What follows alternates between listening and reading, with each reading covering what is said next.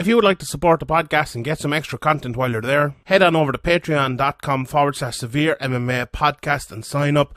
From the rewatch to the Q&A, we will have loads of content every week. So sign up, patreon.com/Severe MMA podcast. And now, here's the podcast. Welcome everybody. It's episode 333 of the Severe MMA podcast. My name is Sean Sheehan, joined today by the Kelechi Iheanacho of Irish MMA media, Graeme MacDonald, as we take a look at, in the world of mixed martial arts, possibly not the most exciting week in the world, we won't lie to you. Not the two events last night. The Bellator wasn't bad from what I saw of it. The UFC, we will get into that anyway.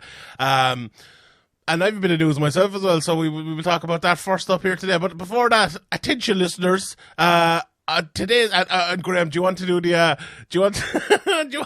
Champions League nice today? I did it the last day. Come on, let's do it together. Jesus. Well, people turn off the podcast before they've even been 2 minutes in. Yeah, I had Alford complimented my impressions the other day, so I think I could go full time with the impressions now. But anyway, the one compliment's gone to your head already. I don't even know if it's a compliment. It was more laughing at me, I think, more than anything else. But anyway, the champions of Below the West Grooming are here to save your balls. You heard that right. Manscaped, the best. Manscaped, the best of the best, and world champions of men's grooming are here, so you can stay clean and take care of yourself when it matters most. Manscaped is trusted by 2 million men worldwide.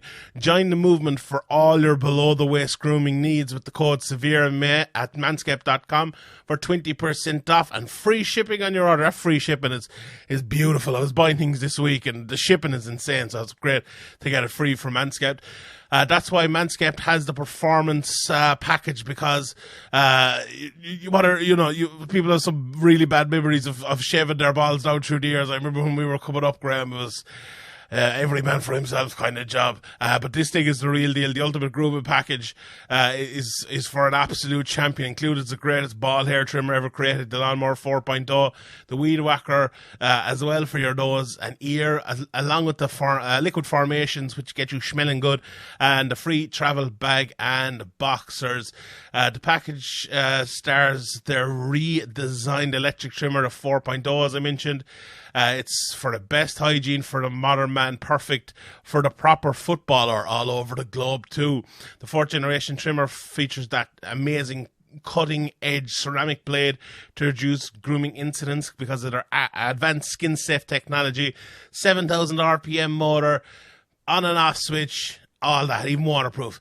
It also comes with the Weed Whacker, this perfect package 4.0, to get those ear and nose hairs trimmed.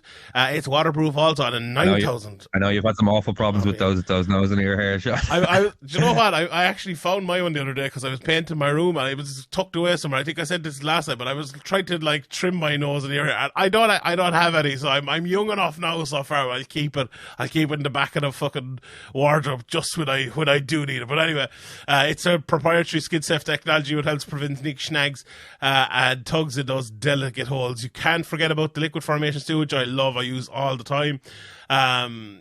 They're the best before the final whistle kicks off. Use the first whistle kicks off even. Use the crop preserver to feel fresh and the crop reviver to give your balls a boost at halftime.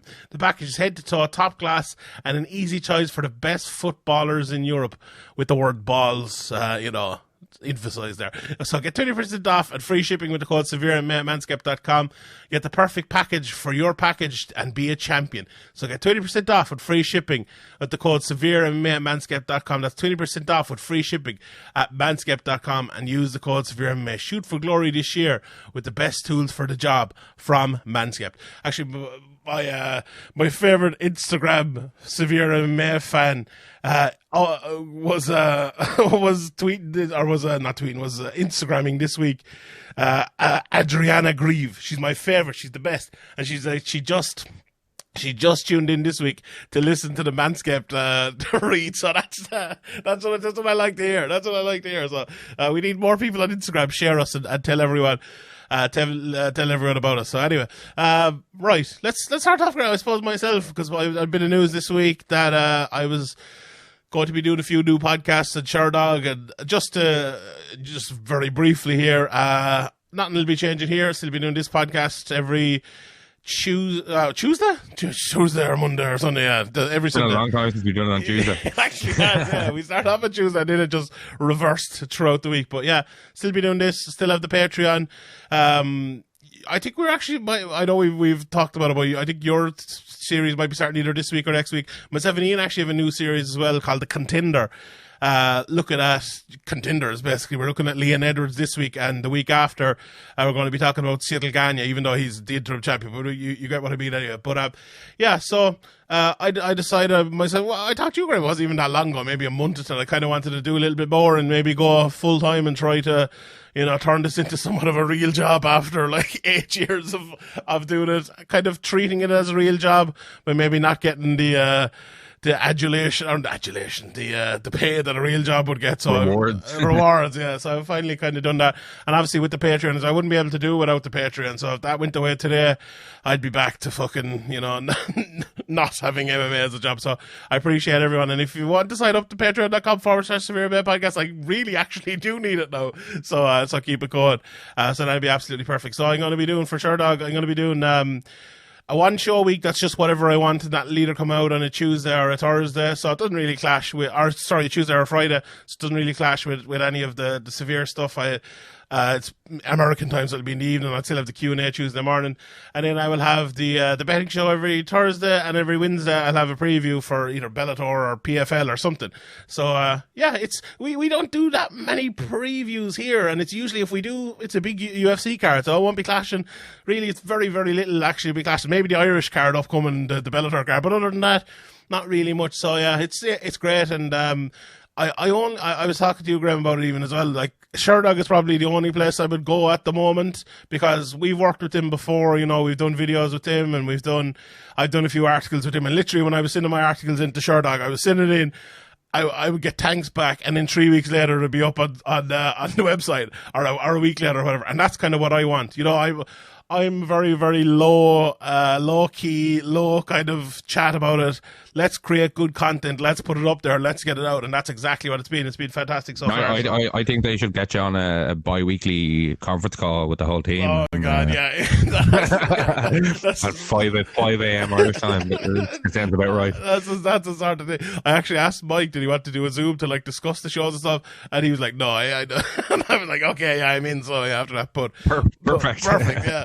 But yeah, so nothing with Severe MMA is changing for me anyway, and the lads as well. It's full steam ahead. I'll actually probably be able to do a little bit more now and stuff as well. So yeah, it's great. And the Patreon has really kicked off over the last while.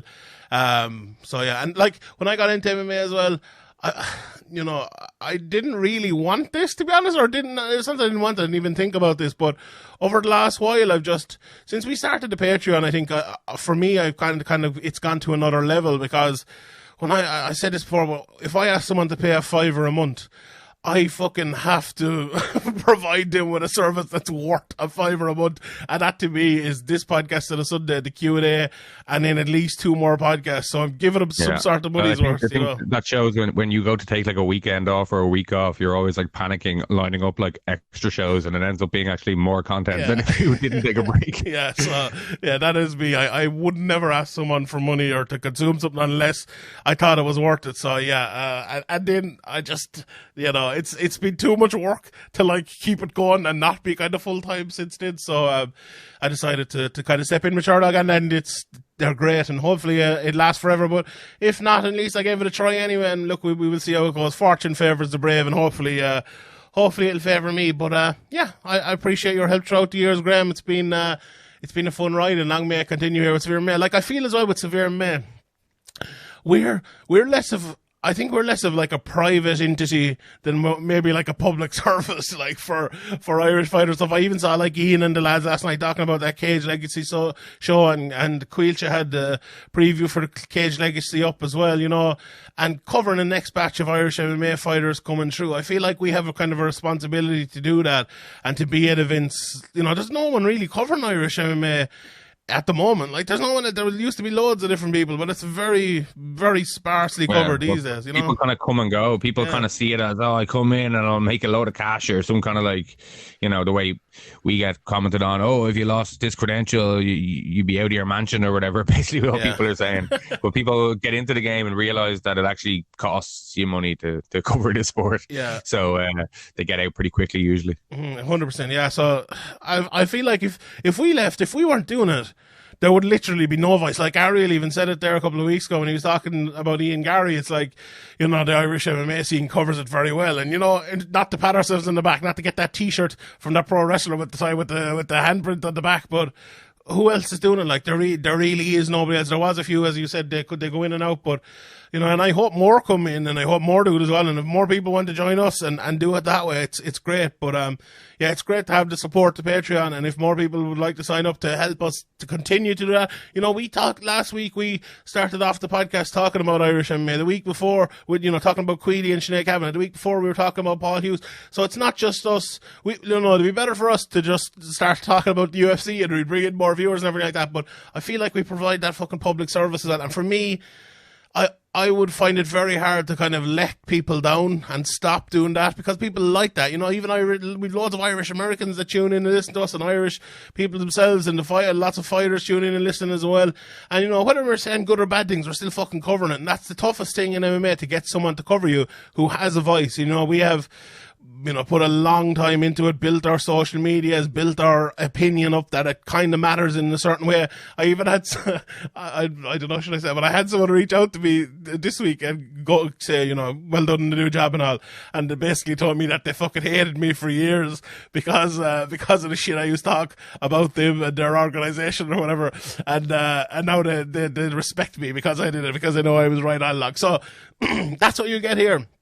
You know, the thing about the credentials as well, Graeme, before we'll move on to the fights here now in a second.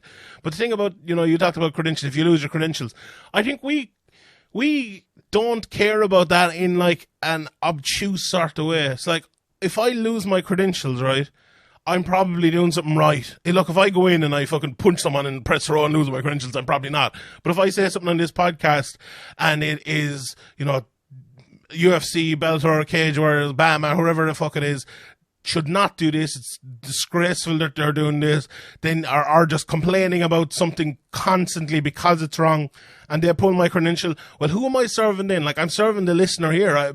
Like, if I'm complaining about a fucking UFC TV deal or, you know, whatever it might be, I guarantee you there's fucking, 10,000 people listening to this who are complaining and thinking about the same thing. And, you know, that's what I've thought my voice would be. Just the people listening to this, but a bit louder maybe, or a bit more, you know, with 7 years of fucking talking shit behind me. So yeah, and that's what I kind of want to continue to do for Irish MMA and beyond Irish MMA as well, which we've always done in this podcast, and you know, which I'll be doing as well on Sherdog, and because I've kind of scoped to do whatever I want, I will be doing kind of interviews and stuff there as well. But yeah, so you'll be hearing a lot from me. You'll be hearing a lot from me. I'll have at least like 5 shows a week. So yeah, I'm your daily radio host now, basically, at this stage. But anyway, yeah, so fair play to you, Graeme, and thanks to, you know, all the lads down through the years. Thanks. Oh man, I appreciate it. Well done, yeah. Keep up the good work. As I say, you've obviously been covering the game, the MMA game for a long time. When I first got onto you, you were kind of more of an MMA or a UFC guy. You were kind of like, yeah. I think everybody kind of starts off like that, but you were like that. You were like, oh, I don't really know about these Irish guys, but we sucked you in. We sucked you in with the Irish scene in the end, and obviously for the last 5 years you've been all over that, and you know, hopefully Sherdog can work out and people support you on that and share the videos and, you know, like retweet the tweets and all that stuff, because you know, the more it gets around, the more people know about it, and obviously the more happy everybody will be with it. Yeah, 100%. I appreciate it. Thank you very much, Graeme. And, you know, Severe and Sherdog are kind of partners anyway down through the years, so it's not really going up against a competitor at well, they were always great for, you know, when we made like a McGregor video or Pendred video or, you know, 10,000 hours or whatever, the documentary back like 10 years ago. they would put it up. We'd send Jordan Breen or Greg Savage, one of the guys, a message, and they'd stick it up on the website. And back then when the Irish MMA scene was absolutely tiny, that was a big deal. Like, and it gave us a bit of exposure. And obviously you've worked with them in the past, and we've done various things with them over the years. So yeah, I think it's a good fit. Yeah, 100%. Yeah, and like they're the OGs as well. And I like Sherdog right now are probably like not the MMA fighting MMA junkies, but I have no problem with that. I like that. I like if I don't know. I'm the sort of person who likes to not be given that much instruction and have a bit of trust from people. And I wrote that in my tweets the other day, that trust. Very, very important to me. Like, it's very important to me that I can kind of produce what I want. And I talked about this in this podcast many times over and over and over. And that's not just bullshit. I fully believe that. Like, if I went anywhere, they were trying to stop me from saying something, or like, you can't talk to this person or do this or whatever, within reason, obviously. I don't think I could do it, to be honest. So yeah, I'm glad I have that trust, and I appreciate everyone. Lots of support this week. I appreciate every single one of you. Fair play to you. So, yeah, onwards and upwards, and let's continue Severe MMA podcast every Sunday. Patreon all week, every week, and Sherdog as well in the midweek. So you'll have plenty of content to keep you going. Right, let's get into the fights. I think we'll start off with the UFC last night. Oh God. Okay, last week we came on and we spoke about the Dern versus Rodriguez fight, and I think it was on this podcast, or the card even, or maybe it was on the Q&A, that I spoke about like it not being the best in the world in terms of like big finishes or meaningful matchups, but there was like a very high level of skill throughout it, even though no one was ranked or anything like that. It was very, very good. This one, there was some good skill throughout it, don't get me wrong. There is in every UFC fight. There is in most fights in the world these days. But I just felt like it was such low-level MMA. The fights, like, I'm not sure who won fight at night, but nothing to me stood out. It was a bad card on paper, and it was a bad card in practice. I was up since 7:30 yesterday morning, and this was on. I know it was an earlier card, but it was a fucking tough watch. Did you have the same feelings as me, Graeme? I assume. Yeah, at least it wasn't one of these 15 fight cards, or it would have been even more torturous. But yeah, like, it wasn't. There was, as you said, there was some good moments. Like, obviously Jim Miller, that was a nice moment. A big overhand left, his first knockout in decades, and it's good to see a veteran like that, like, still doing it. But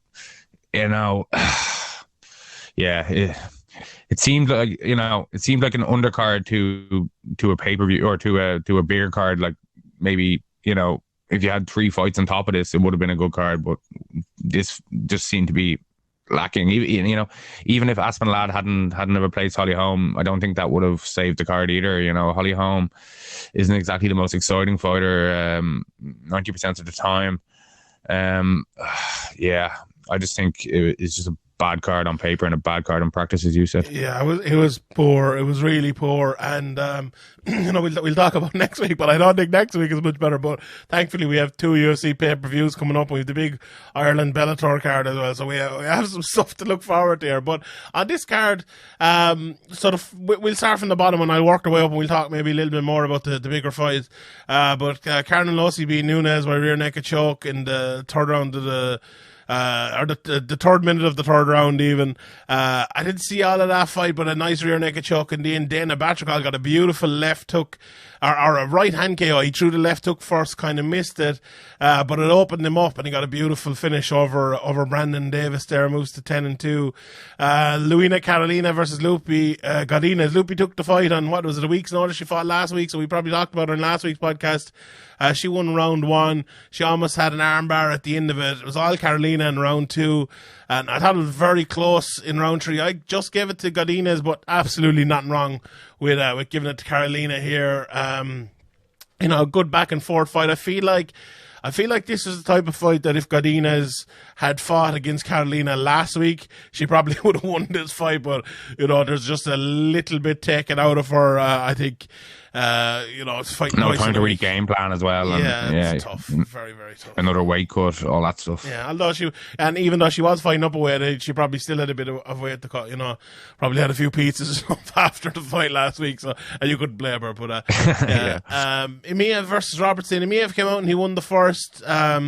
Next two were close, but Roberts won him. He just was a tad more effective with his striking, and I think it was one of those ones where a lot of people thought Imiev won it. There was a lot of kind of pushing against the cage, half taking him down, but I just thought Danny Roberts was landing the harder shots. If you look at the stats, I don't know, I haven't looked at them. Probably Imiev landed more strikes, but Danny Roberts, every time he hit, it felt like it had a little bit more force than what Imiev hit with. And Danny Roberts is one of these guys where I think he's a little bit underrated. Like he has some good wins and he always puts on a tough fight. And his record of 18-5 now, so it's not the worst record in the world. But he beat Imadaev in his fight before this, and it's 2 years out of the cage as well. He's fought David Zawada, beat Oliver in camp. These some very, very good wins. Even fighting in cage warriors, he beat the likes of Jim Wallhead and Henry Felipe, who we know very well, and Jack Mason.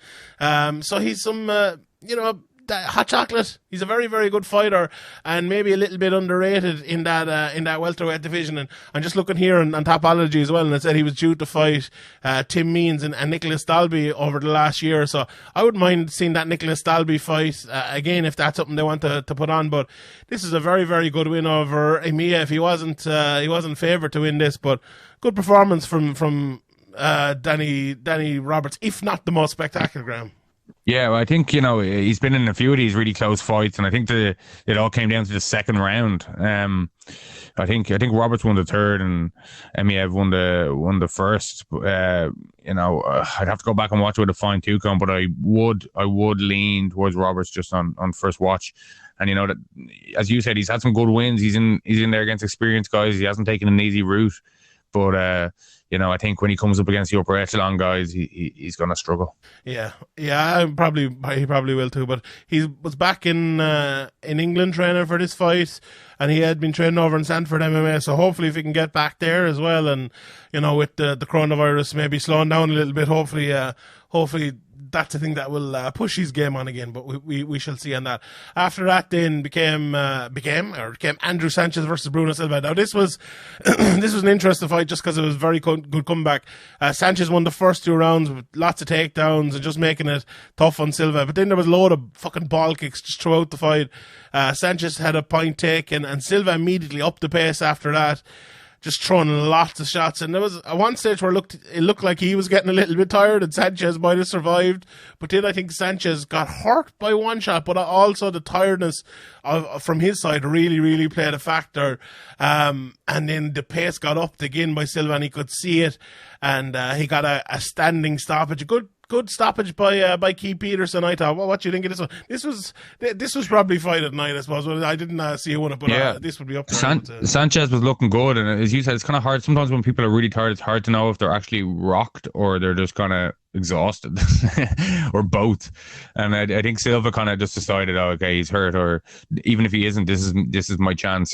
Points just been taken. I've lost the first 2 rounds. I've got to make it happen, and he did. And I think it was a good stoppage. It's easy to kind of let it go a little bit longer when the guy's 2 rounds up, even if the point has been taken. But the fight's been kind of going his way. But I think just due to how tired he was, and he took a lot of punishment at the end. So I think I agree that Keith Peterson made a well-timed stoppage there. Yeah, 100%. I would agree with that. Next fight up was Nate Landwehr versus Ludovic Klein. Now, Nate Landwehr is one of these lads where when I saw him first, right, he's this mad American lad, if anyone remembers him. And, he came in, he lost to Herbert Burns, nothing wrong with that. But then he beat Darren Elkins, and I was like, oh, this guy is pretty good. Then he got flying knee KO'd against Julian Rose. I was like, wait, maybe actually overestimated him. And then he came in against Ludovic Klein and finished him, and look, it didn't look great. But he's one of these guys, I find it very hard to analyze him. I don't know whether he is like a guy on the way up who's going to be. Is he? Is he inconsistent, or is he? Yeah, you know what I mean. Or did he get unlucky with that? We don't really know yet. But he went in there and got a nice anaconda finish against a good guy. So, maybe he's learned from his mistakes. Obviously, he's got a long way to go. As you said, he didn't look like a world beater in there or anything. But it's a good win. It's a solid win. I think I wouldn't put him on any prospect lists, but he's one that maybe could surprise you.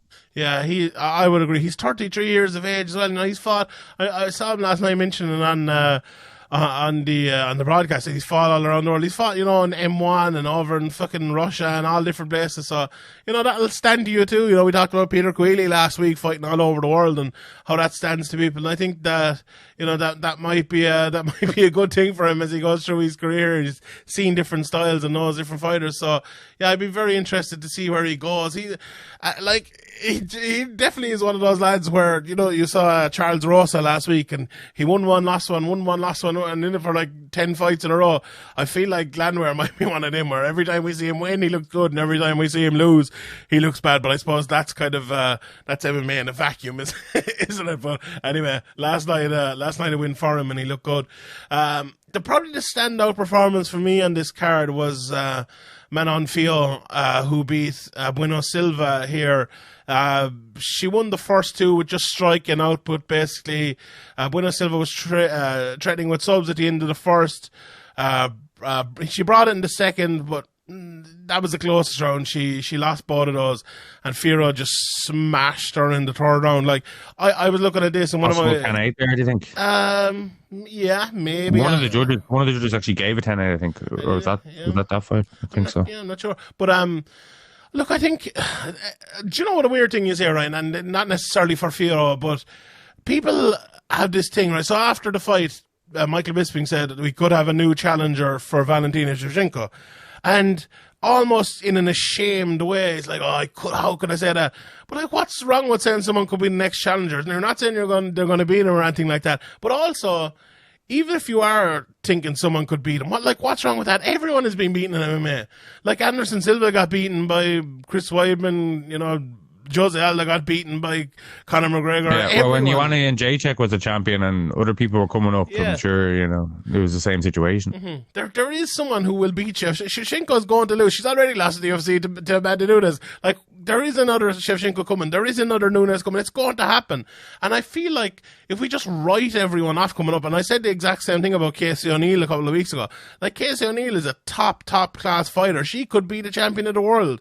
And she's only a few fights in. Like, why write her off? And the same will go for Fiorot. Yeah. Don't write them off, but don't rush them either. Exactly. Like, it's a fine balance. Yeah. But I think, like, the shame about talking, how could we even match someone against Shevchenko? Like, Shevchenko needs to be matched. Shevchenko needs fights. She would be much of a fighter if she didn't fight. And she's a fantastic fighter, don't get me wrong.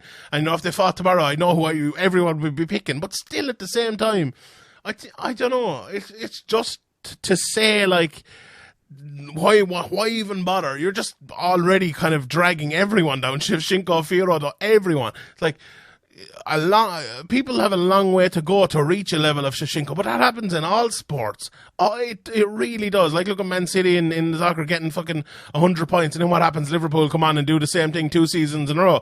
It just happens that way, and people change the yardstick and the level for greatness, and then other people strive to reach it, and someone will do it. I'm not saying it's Fiorot, I'm not saying it's Casey O'Neill, but someone will do it, and we need to kind of watch that as it happens. And I just think there's no need to be ashamed of doing that. You might be wrong, and absolutely you might be wrong, but that's the kind of job doing. I think a more positive way of looking at MMA that way, rather than just saying, no, I'll never beat her, because they will. Cyborg got beat, everyone that no one would ever beat Cyborg, and she got beat. Nunes has been beaten, they've all been beaten. Well, yeah. Ronda, yeah, so that's what I thought. But anyway, on Fiorot, a good performance. Bruno Silva, I watched a few of her fights, and she's very, very good on the ground. Fiorot went down with her, and she almost got caught at the end of the first, but she wasn't in grave danger or anything like that. And she took her down and won well on the ground after that and just destroyed her on the feet. She looks like she's good cardio and stuff as well. She reminds me a little bit of Holly Holm, you mentioned earlier on, who was supposed to be on this card. And at 125 pounds, if she keeps improving and improving and improving, her striking is very good, and she can make a close matchup against lots of people in that division, maybe even Valentina Shevchenko. So let's see how that goes. I'm putting it out there. I'm not ashamed to say it. Right. So next fight then was Jim Miller against Eric Gonzalez. This to me was like one of the worst kicks ever thrown in the UFC by Gonzalez. He just threw like a front kick, just kind of walked wide open. Threw it out there slowly, into Jim Miller, and he just fucking knocked him out. The first round, they were just kind of countering each other, almost knocking each other out for the whole fight. It was great to see Jim Miller. Like, a lot of people, I saw someone putting up on Twitter, like, their picks, and it was like, I don't care, and then Jim Miller. So it was one of those cards, like, okay, Arlovski maybe a little bit as well, but Jim Miller was the one person who I think the hardcore fans were tuning in for in this one, and he produced. So yeah, very good. Yeah, because I think people knew the Arlovski fight was going to be boring. Like, it was going to be kind of a, him trying to methodically win a point fight. But Jim Miller has never been like that. He's always gone for finishes, mainly submissions. But it was good to see him get that big left. He was going for that big left hand. I don't know how Gonzalez wasn't aware of that. That was basically the only thing that was working for Miller. And obviously his corner advice Eric Gonzalez didn't really take it on board, and kind of immediately got knocked out with the left hand. His corner kind of said to him, "Oh, you've taken his biggest shots or his biggest power. How do you feel?" And he didn't really say anything. And then a few seconds later, he's knocked out. Oh well, that didn't age well. Jesus, poor lad. But yeah, he didn't look great, Gonzalez, in his UFC debut, and Jim Miller's a tough guy to get in your UFC debut as well, in fairness, so I wouldn't know rule him on. There can be a lot of pressure on your UFC debut, a lot of nerves, all that stuff as well. Like, that can play into it as well. But yeah, he didn't look good. Yeah, indeed. So the Arlovski fight, you kind of already broke it down there. Arlovski won the first, close second, and Felipe in the third. I thought Arlovski got more tired maybe in this fight than he has in previous fights. But then Felipe caught up with the tiredness pretty quickly halfway through the third round. He did, actually, yeah. That's a very good way to put it, I must say. But yeah, I thought this would actually be a little bit easier for Arlovski, to be honest.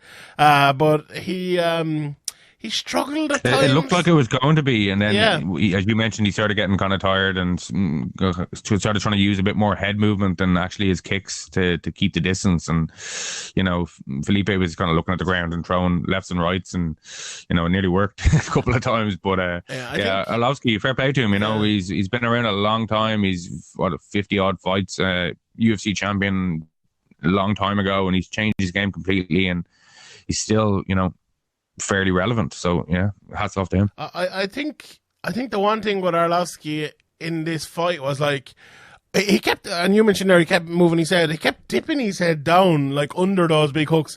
And I feel like most fighters, when you see someone doing that 50 times in a fight, would eventually throw a knee or an uppercut. I think he knew Felipe was left and right, and that was about it. He's the most simplistic fighter of all time. Just like, get your head down. And I may see him go for a couple of takedowns as well. There was a couple of fights like that, actually, in Bellator as well. We'll get to that. But like, I feel, I don't know. Maybe it's a bigger point than a point for another podcast, but you often talk about it, Graeme, like changing things up a little bit, just going for a takedown at certain points in a fight, just to change things up. Even the threat of it being in the mind is huge, I think. Yeah, and I feel like something like that for Arlovski, and for people like that, who what are we expecting every time Arlovski fights? We're expecting probably a 3-round decision where he's trying to avoid someone and land. And like, I wouldn't say Arlovski is like fucking Wonderboy or anything like that, where he's dancing around you, but at heavyweight, he probably is. But if he just did throw in that 3 or 4 minutes on top after, winning the first minute or two of the fight. He could even take a rest there, and kind of demoralize Felipe, for example, and, make Felipe, use explosion and strength that maybe is dwindling to get up, and, just give himself that breather and then go back to kind of, using the distance to keep him away. Yeah, at heavyweight, I definitely think that's a tactic people need to use more. But anyway, the women's heavyweight in, as I like to call it, 145, although it's 155 in PFL as well, so maybe not, maybe light heavy. I'd love if they actually changed the women's divisions and made it like, let's say make 165 heavyweight and 155 light heavyweight or whatever it might be. I think that'd be cool. I don't know, maybe not. But anyway, Norman Dumont versus Aspinall. I'll read everyone out my notes here that I took on this fight because there weren't many. Right, round 1, jabs from Dumont. And I'll say another thing. I'll say that in a second about Ladd moving her feet. Round 2, jabs. Round 3, more shots from Dumont. Bit of clinching, nothing of note. Round 4, clinch at the start. Dumont jabs. Dumont trip takedown, a sweep, 25 seconds ground and pound from Ladd. And round 5, clinch all around. Ladd won it. Broke Dumont's nose maybe. That's it. That's basically the story of the fight. It was a very, very uneventful fight. One where the commentator just spoke about Ladd for the whole fight, even though she was just getting jabbed up for the absolute whole fight. Like Dumont, at the end of the second round, I was thinking about Dumont, like, why would she bother changing up anything here? This fight is so easy. Cruising to an easy victory. It was so easy. It reminded me of someone, say like a Man City, they get 2-0 up and then they just pass the ball around for like the next 70 minutes. You know, it was just a little bit like that. And the other team are just like, yeah, fair enough, we don't want to lose 5-0. Yeah, that's exactly it. And Ladd, like a lot of people are giving out about Ladd's corner as well and saying they were too harsh or whatever. I didn't think they were fucking harsh enough. Like she was...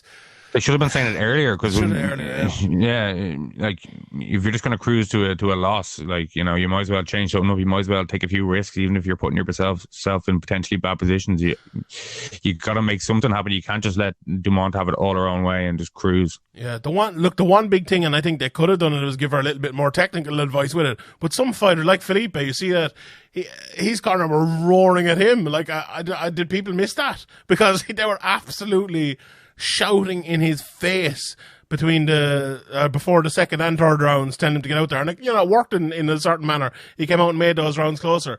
But I think you need a bit of that. And if Ladd is a person who needs G'ing up, maybe that's what works for her.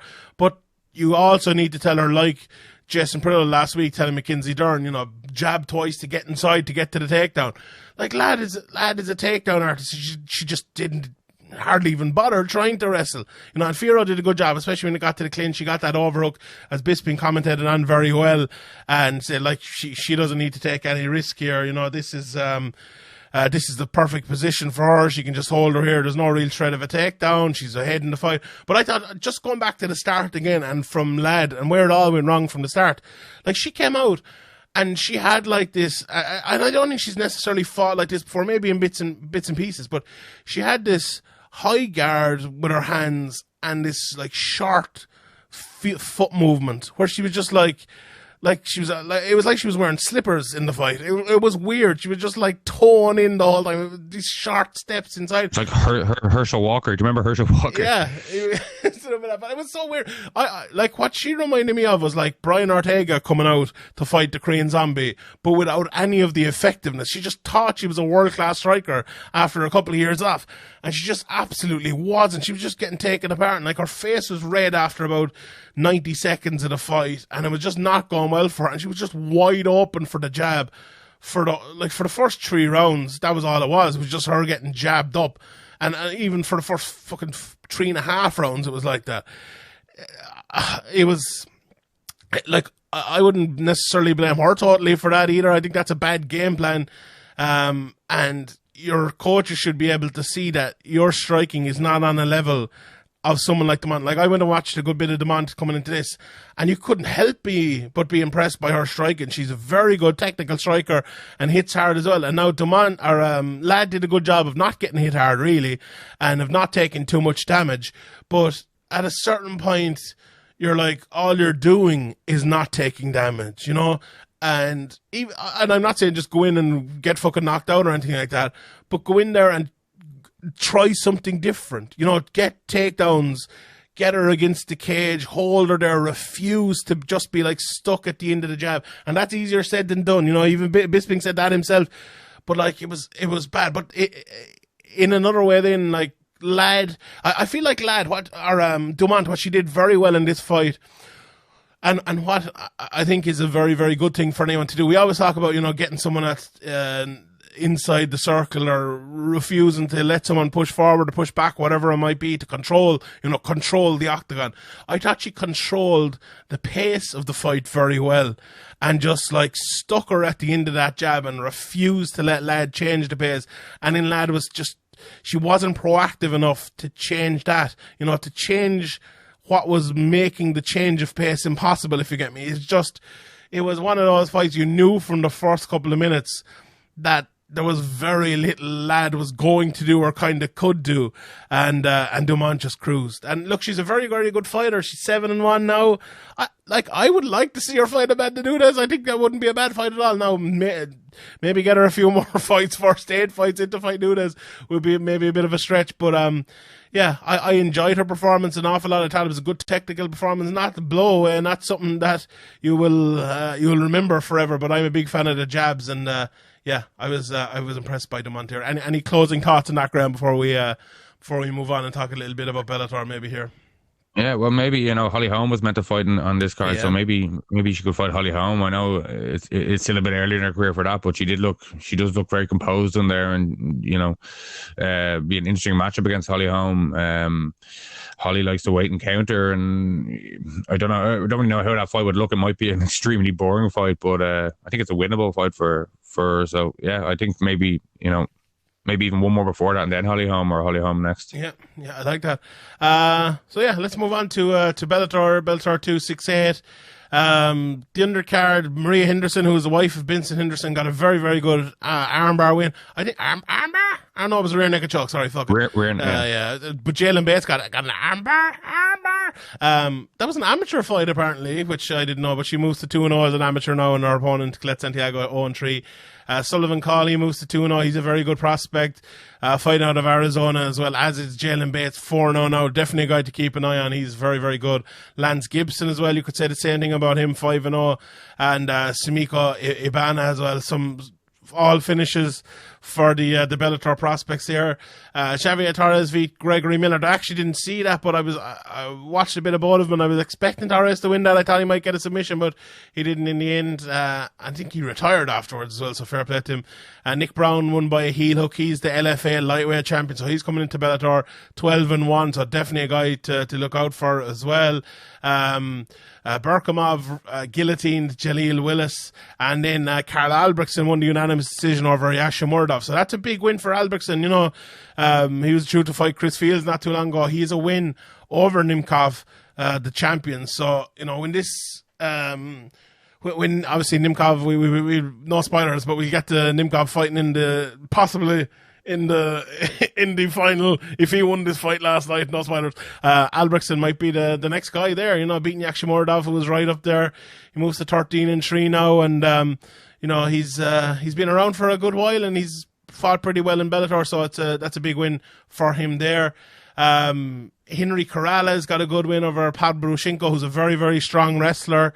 Took him down early, but Corrales managed to get back up and really made it an easy fight. Prabhuchenko is not the best fighter in the world. He's some great takedowns and stuff, but he's not the smartest in the world at setting him up. And I think Corrales, after the first 15 seconds where he made a stupid mistake and just came inside and let him get taken down, basically, was smarter after that, and then managed to get the good win there. Then Bryn Primus versus Vincent Henderson. This was a very fun fight for about 9 minutes. I thought Vincent hurt him. Vincent was hurt even in round 1 and almost subbed. Round 2, he landed the better stuff. Late control by Primus, but I thought Vincent won that round. Primus had the back all the way through the third. Pretty uneventful fight. Like, it was one of those ones where if it was any other position but the back with the arm or with the body triangle cinched in, it probably would have been stood up. Yeah. And I don't think he can though, because he was fishing for the choke, and Henderson was holding on to his arm or his hand, trying to stop him. And in that situation, maybe all he needs is to get his hand free, and then that's finished. So I don't think the ref can step in there and separate. I don't really like separations, even unless it's a complete stalemate. I don't like early separations at all. I love a separation. I was thinking last night, we need to bring in separations for this sort of thing. Let them fight. Not in that situation. I wouldn't have, in fairness. But yeah, I like a separation. But Primus is an interesting cat. He's an odd fighter. He's he's a good boxer. He can hurt people, as we saw in the first round here. And then he's just really good jiu-jitsu, which it makes him a fun fighter. It's just, this was the first time he's ever had kind of a quick turnaround, and it's fucking 3 months since his last fight. But you could see as well for Benson Henderson that I think, and I spoke about this during the week, but like, he, after the fight he had in Ireland, he came out and he said, I refuse to have another boring fight. I'm going to come out and I'm going to throw shots in every fight. And he did that again here.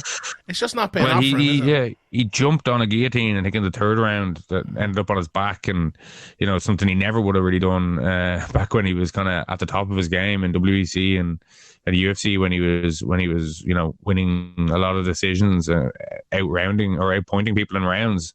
So yeah, I think he's definitely changed. I know maybe if he had have gone out there and fought like he did when he was UFC or WEC champion, he might have been able to beat Primus. But as he says, it would have been probably a boring fight, and he doesn't want to be in boring fights, and that's great and all. But you have to get some wins in there, or you just become washed up. Yeah, this was definitely a sort of fight that would have been way more boring 3 or 4 years ago than it was last night. I thought he probably would have won a close decision. Definitely would have. Yeah, it's exactly it.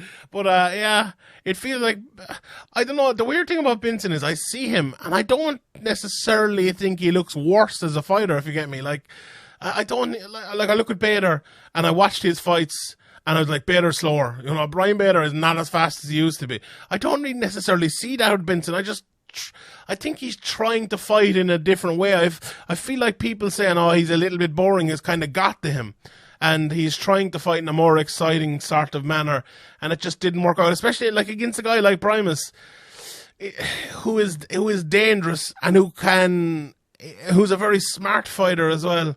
I don't know, is that the best thing to do? And that's not kind of hurt him against Jason Jackson as well. If you remember that, like he got stuck in the position for ages. So I don't know. And this fight as well, there are a lot of people talking about it. The winner of this is going to be the challenger for Queally versus Pitbull, whoever wins that fight. So this was a huge fight for Benson Henderson, a huge fight for Primus as well.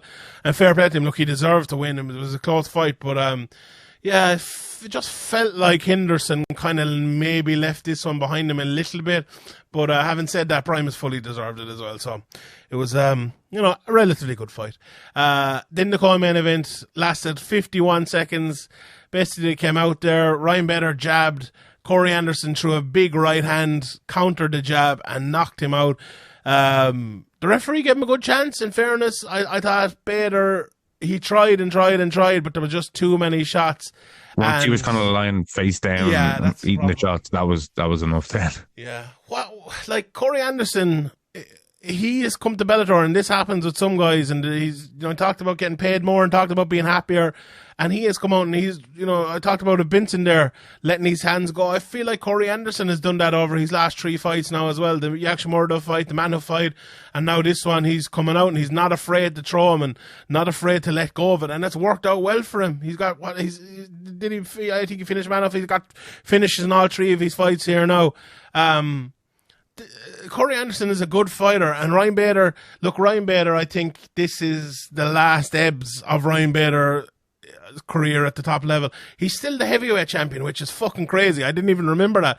I did a whole preview and never even fucking mentioned it, but they mentioned it on the thing last night, which is ridiculous. I know is there an interim champion there at the moment? Maybe they can go back and fight there, but like Bader was easy pickings for Anderson, and this was a win that probably looks better now than it'll ever look in the future, and Anderson versus the winner of Nimkov versus St. Dickus, which we'll get, that'll be a fun fight. But what do you think of Anderson and overall, like, as a fighter and the win here? It was obviously a great shot and a great finish. Yeah, Anderson obviously has some very good wins. Even back in the UFC, he's beaten Glover Teixeira, who's fighting for the title next, and Ilir Latifi, Johnny Walker. Obviously, Jan Blachowicz beat him in his last UFC fight. But as you mentioned, he's got 3 finishes since he came in to Bellator, and he's just beaten their kind of long time, not that long, but long enough time Bellator champion Ryan Bader. With Bader, I think, maybe heavyweight would suit him better, a little bit slower. And as you mentioned, he's kind of lost that kind of spring in a step. Yeah.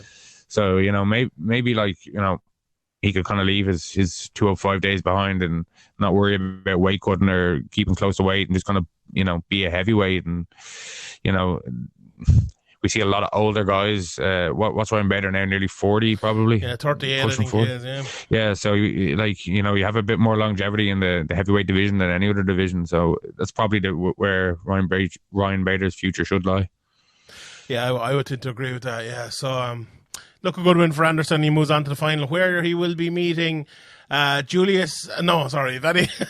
Nimkov, who had a bit of a scare here, and Glick has knocked him down and almost knocked him out. I know he said afterwards that he just fell, he did kind of just. It was like a flash knockdown. Yeah. It definitely looked worse than it was, but for most lads, it probably would have knocked him out. But Nimkov, smart enough, he got the takedown immediately, ground and pound. He got up. He kept going for arm bars, though. What was that all about? It didn't work the first time, and he lost position, and then he went for it again. It didn't work, and arm bars. I think he realised he'd such a huge advantage on the ground that he could just try stuff, and could just go for stuff, because Anglicus has a very good takedown game, but I haven't seen much of him in the bottom. I watched 3 or 4 of his fights before the fight, but it felt like, right, if anyone who's watched Anglicus before, he's a very kind of robotic, stand in the middle of the cage and jab forward type of fighter, and he fought completely differently in this fight. He was on his feet and moving at Nimkov's pace. I spoke earlier about whatever fight it was, fighting at their pace. And the main event in the other card with Dumont. And Anglicus from second one, before the fight even fucking started, he was fighting at Nimkov's pace. And I just thought that was the wrong thing to do. And you saw the one time when he did hit him and nearly knocked him out, he planted his feet and he just punched right down the middle. And I think against someone like Nimkov, that can work well for you, but I don't know, I just kind of didn't have it in his mind. I think it may be a little bit early in his career. He's a good fighter, he hits very hard, as everyone has seen. He's good wrestling and everything like that. Maybe his jiu-jitsu isn't on the level as we saw last night. But, Nimkov is on another level. It just really, really is. I thought in the second round, that kind of throw takedown where he just, bullied him a little bit. Big brother them. Yeah, he really did. He was moving into guard and throwing ground upon him, caught him up, and he was just so much faster than him. And in the third and fourth round, just immediately take him down at the start of both of those rounds. And as you say, go for those arm bars over and over. It was just kind of a show of disrespect in a way, not disrespect to Nimkov or to Anglicus himself, but to his game. And it was just so easy. And in the end, it was a little bit of a mercy kind of finish, I think, for Nimkov, and I think it was better off. Do you want the way out now? Yeah, okay. It was better off that Anglicus didn't take too much more damage. But I thought Anglicus did what he was kind of signed up to do, and he came in and he threw his hands and he almost knocked him out. But yeah, it didn't work out great in the end. But Nimkov moves on now. Him versus Corey Anderson. That's a fun fucking fight, and obviously we'll speak a little bit more about that whenever it comes up. But I'm really looking forward to that one. That won't be an easy fight for either man. I saw someone putting up last night. Buckeye said very easy fights. One went 51 seconds, and the other one went 4 rounds, but they're kind of equally easy. But maybe Nimkov a little bit harder, obviously, because he got hit hard. But look forward to that. And this tournament has been pretty good for Bellator. So the last couple of tournaments have been good. So good stuff from them. Next week then in Bellator, Fedor versus Johnson. I'll have a full preview of this over in Sherdog, so we won't go too much into it. And we'll obviously break it down and review it next week. But Brian Moore is on this, and we must mention Brian Moore. He's fighting Nikita Mikhailov. It's great to see Brian Moore back, but it's a pity. 2 weeks' time, we're having a fight in Ireland, and he's out here fighting a debutant on the prelims. That's what I was just thinking. Yeah, I'm just like, what's going on here? Yeah, I don't know. It just doesn't. I don't see the sense in it at all. Just making him another random guy on a random card against a random guy. I don't know. It's not a huge fight. It's not a big name. Like Mikhailov, I watched a couple of his fights. He's a good fighter and he throws big, hard kicks. And I think it'll be a good, exciting fight. But this would be a good, exciting fight to open up the main card in Dublin, And it's grand, saying, okay, well, why should Moore get a home fight and Mikhailov shouldn't? Well, Mikhailov could get it as well. Match him up with someone else and match Moore up with someone else and have Mikhailov fight in Russia and Moore fight in Ireland. I don't know.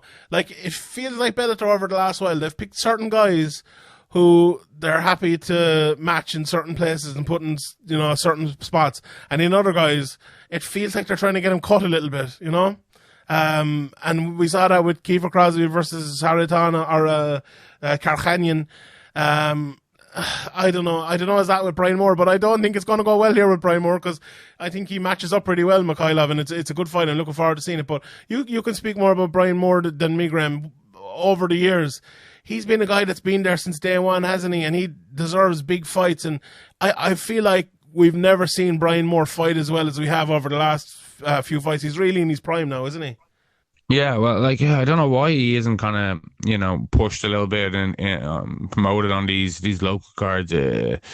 I'm kind of racking my brain here to think why, but I don't know. Maybe it's just because he doesn't talk. I don't know, because he's been in there with AJ McKee. He's been in there with Daniel Whitechell. He's been in there with some of their top guys. And, AJ McKee said himself it was like the toughest test of his career to date when he went in there against Brian Moore in Dublin. The crowd were right behind Brian in that fight, and he took that fight, difficult fight, and fought really well and gave AJ McKee a good fight. And you would think Bellator would want to put this guy back in another big exciting fight in Dublin after that fight, but for some reason I just don't know. I don't know why. Fair enough if this card was if he was fighting like a Whitechell or somebody like this, a big name they have on a card in America, and they didn't want to move it. Okay, fair enough. But this is, as we said, this is just a random prelim fight on a random card, and it just doesn't make sense. Yeah, makes very little sense. But as I said, it's still an opportunity for Brian Moore to win a fight, and maybe he wins in 10 seconds and he gets in on the Irish card as well. I think. You never know. Double dip it, but But as I mentioned as well, Fedor in his retirement fight in the main event, and I suppose there's no point in us, waxing lyrical about Fedor now. We shall do that next week after the fight. A fight as well, Vitaly Minikov. What a fighter, fighting Saeed Sauma, Usman Nurmagomedov, cousin of Habib, is fighting a guy who is fucking rubbish, and he's going to absolutely destroy him. So if you're having a bet next week, that'll be the one I'm looking at, but we'll see more about that. KSW have a card as well next week, Pujanowski versus Bombardier. We spoke about this over the Chelsea Pack a couple of weeks ago, and Sean Denny broke most of this card down. They're going to have a face-off as well between Soldic and Khalidov, so that should be fun. Bruno dos Santos versus Pribs is on this, and I'm sure we'll have Sean Denny on to review this as well. There's some good fights on it. Next, there's a Risen card as well next week. Saito versus Yushiko, and that Kana Asakura, and loads of more people on that as well. And in the UFC cards, Paulo Costa versus Marvin Vittori. But after that, oh God, Jesus! Grant Dawson versus Rich Glynn is a good fight, and now he's been called Ricky. Bruce Glynn. Leroy, Wu Choi might be an interesting fight. Dwight Grant against Trinaldo. Trinaldo can be fun at times. I like Granda Marcos, but her against Levana Souza, there's just nothing that stands out, really. Joy Herbert, Worthy. Cam Worthy, that's a good fight, in fairness. Yeah, it is. There's who was supposed to be on this? Mason Jones was supposed to be on this against Alan Patrick, but that fell out as well, so that's unfortunate. But yeah, this is a card that not a good card. Let's be honest there. And I hope, although looking at it a little bit more, there is a good few fights that are hard to pick. There's a good one, could go either way. So it could turn out to be a more interesting card than this week's. I really hope so, because we come out here. Okay, we might say it's a bad card, but I'm hoping against hope that it's a great card, because we have to sit through it and watch it. So it's last week's card, brilliant, really enjoyed it. This week's card, not so much. Hopefully, maybe we have something in between this, but we'll enjoy that anyway. As I mentioned, that Grant Dawson, Ricky Glynn fight, really looking forward to that. I think Grant Dawson's 17-1 now. That's a tough test for him at this stage in his career, 155, and he'll be moving on if he can win that. Well, what do you think about the main event, Graeme? Paulo Costa against Marvin Vittori. To me, they're very two similarly leveled sort of fighters. I think. Yeah. I think Costa hits harder, but Vittori has more volume and maybe will be able to outpoint. I think this is going to be probably a decision, unless Costa can get it done early. And if it's going to be a decision, it's probably going to be Vittori. He's just kind of relentless with his pressure, and maybe Costa hasn't really faced that or hasn't really beaten that to date. You know, he's beaten Yo Romero, but Yo Romero isn't what he used to be.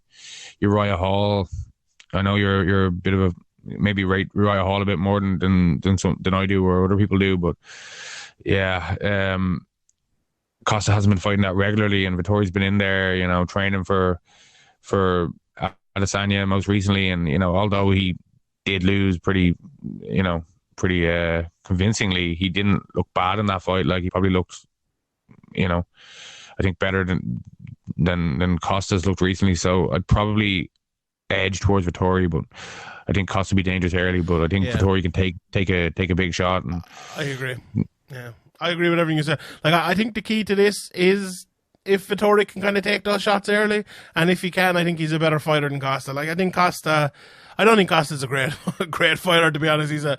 He's a big fucking unit and a very good athlete and things like that. But Vettori isn't the most likable guy in the world, but he is a good fighter. And look, it'll be interesting. I think if Costa can kind of drag him into maybe a little bit of a battle and make it a little bit dirty, he has a better chance. You know, as you said, he's good power. He can catch him with something. But yeah, no, I would favour Vettori to win this one. But sure, look, we'll be watching it. I'm looking here at Tapology. It says it's a 1 p.m. ET start time, so that's fucking 6 o'clock here. That's probably clashing with like a Man United match or something. So fantastic timing for me. That's absolutely perfect. That's when I want to have cards on these days. But yeah, I'm glad you brought up. No. We need to get on the record. Whoa, you're going for lunch. We need to record this podcast early. No time to talk about Man United. Oh, actually, before we will go as well. Myself and Ian did a bit of a podcast, and we talked about the Luis Pena, obviously the horrendous alleged attack, which he's got released from the UFC for. I think rightly so. So good on the UFC for doing that. And then, you know, obviously the whole Jon Jones thing as well, getting released from Jackson Winklejohn. What do you think of that? Like, Mike Winklejohn come out and said about Jon Jones that, like, he's gone from the gym until he sees something different and he can come back then, which, like, seems like the first time anyone has stood up to Jon Jones in years. What did you think of that? Yeah, I don't know. It didn't really seem to definitely, you know, it didn't... You know, he didn't say, "Oh, you're out of the gym and you'll have to, you know, change your whole life to kind of get back in here." It kind of seemed like a bit softer than maybe it should be after how many incidents Jones has had over the years. But you know, he's definitely an earner for that gym. You know, so they want him. They probably want him not to move to another gym and, you know, go on and turn his life around there. But either way, like, I don't think, you know, hopefully he does, but I don't think Jon Jones is going to ever be any different than he has been for the last however many 10 years. It feels so. I think, you know, these kind of soft, we're gonna need to see some change before we have you back. It isn't really strong enough. Yeah, if you're gonna kick him out of the gym, kick him out of the gym properly. It feels like, John, look, if this was 10 years ago and the world champion, you know, the best fighter in the world was kicked out of Jackson Winklejohn, I think it would have been absolutely massive in terms of like a story and everything.